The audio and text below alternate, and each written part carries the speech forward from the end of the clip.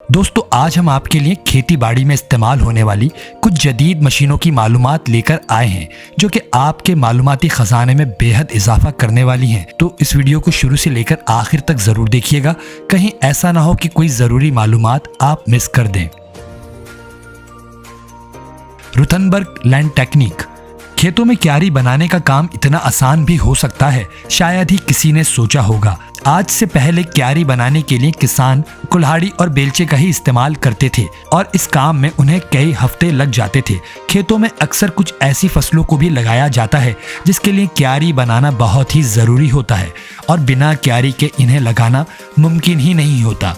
अगर आप भी कुछ ऐसी ही फसल अपने खेत में लगाना चाहते हैं तो ये मशीन आपके बहुत ही काम की है। ये मशीन खेतों में आपकी ज़रूरत के मुताबिक क्यारियां बनाती जाती है। आपको इस मशीन को सिर्फ आगे की तरफ चलाना होता है और ऐसा करने से इस मशीन के पीछे लगे हिस्से की मदद से आपकी ज़रूरत के मुताबिक क्यारियां खुद ब खुद बनती चली जाती हैं और आपके लिए फसल को लगाना आसान हो जाता है।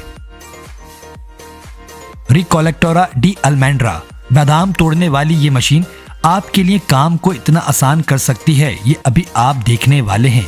ये बहुत ही मज़ेदार मशीन है। इस मशीन के 2 बाजू होते हैं और नीचे 2 लोहे की प्लेट लगी होती हैं। ये मशीन बादाम के खेत में दिनों के काम को सिर्फ चंद ही घंटों में पूरा कर देती है। इस मशीन को इस्तेमाल करने के लिए किसान इसे बादाम के दरख्त के पास लेकर जाते हैं और फिर दरख्त को इस मशीन के बीच में फंसा देते हैं। फिर ये मशीन दरख्त के तने को बीच से मजबूती से पकड़ लेती है और फिर इस तने को जोर से झंझोड़ देती है, जिससे तमाम तैयार हो चुके बादाम फौरन ही नीचे मशीन की प्लेट पर गिर जाते हैं और फिर कन्वेयर बेल्ट इन्हें प्लेट से मूव करके मशीन के साथ लगे कंटेनर में महफूज कर देती है। इस मशीन की मदद से किसान बड़े बड़े खेतों में बादाम तोड़ने के काम को सिर्फ चंद ही दिनों या घंटों में निपटा देते हैं। Square baler machine. खेत में किसी भी नई खेती करने से पहले खराब घास फूस को हटाना बहुत ही जरूरी होता है और खेत को साफ किए बिना इस पर खेती नहीं की जा सकती। दोस्तों अब जो मशीन हम आपको दिखा रहे हैं ये मशीन इस काम के लिए सबसे बेहतरीन है। इस मशीन को ट्रैक्टर से बांधने के बाद जब खेत पर चलाया जाता है तो ये मशीन बड़े ही आराम से खराब घास फूस को खेत से निकाल कर एक बड़े साइज के बंडल में बदल कर खेत में ही वापस फेंक देती है और फिर इस खराब घास को आराम से खेत से हटाया जा सकता है। और ना सिर्फ ये बल्कि इसे किसान अपनी जरूरत के मुताबिक दूसरे काम में भी ले सकते हैं। रियो फार्म। मूली की खेती बहुत सारे ममालिक में काफी बड़े पैमाने पर की जाती है और जाहिर है अगर खेती बड़े पैमाने पर हो तो इसे सिर्फ हाथों की मदद से करना नामुमकिन है। तो इस काम को करने के लिए जिस किस्म की मशीन की ज़रूरत पड़ती है वो आपको इस वक्त स्क्रीन पर दिखाई दे रही है। इस मशीन को मूली के खेत पर चलाया जाता है और इस मशीन का घूमता हुआ अगला हिस्सा मूली के पत्तों को मजबूती से पकड़ लेता है और मूली खेत से खुद ब खुद उखड़कर मशीन के ऊपर वाले हिस्से में चली जाती है, जहां ऊपर खड़े किसान उन्हें उनकी लंबाई और मोटाई के हिसाब से अलग अलग करते चले जाते हैं। ये मशीन मूली के ऊपर के पत्तों को काट देती है लेकिन नीचे के पत्तों को ऐसे ही छोड़ देती है। ऐसा इसलिए किया जाता है कि मूली को सूखने से बचाया जा सके, क्योंकि मूली के ये बचे पत्ते मूली को काफी अरसे तक सूखने से महफूज रखते हैं। यनमार। खेती बाड़ी के काम में धान की खेती करना एक ऐसा काम होता है जिसमें किसान को बहुत ज्यादा मेहनत करना पड़ती है, क्योंकि इसमें किसानों को धान के छोटे छोटे पौधों को एक एक करके दलदल वाली मिट्टी में लगाना होता है।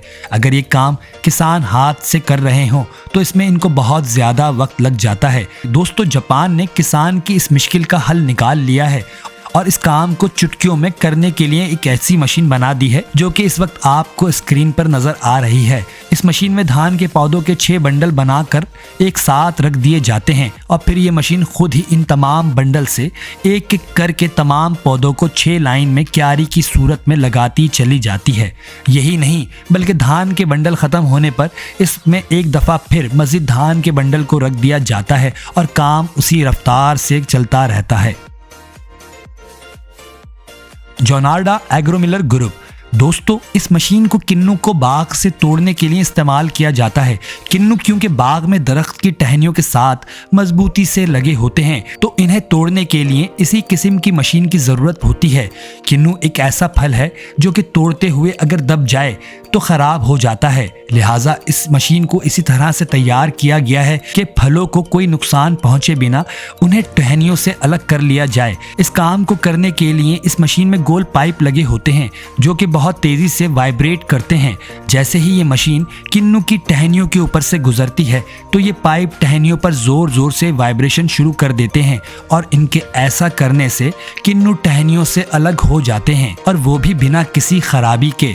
इस मशीन की मदद से एक तरफ तो काम तेज रफ्तारी से होता है और दूसरी तरफ काम बहुत ही तरीके से मुकम्मल कर लिया जाता है। Reaper head.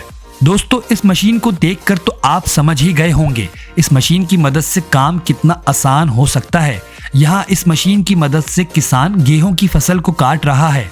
इस मशीन की मदद से सिर्फ गेहूं की फसल को ही नहीं काटा जा सकता, बल्कि इसकी मदद से मुख्तलिफ फसलों को किसान बआसानी काट सकते हैं।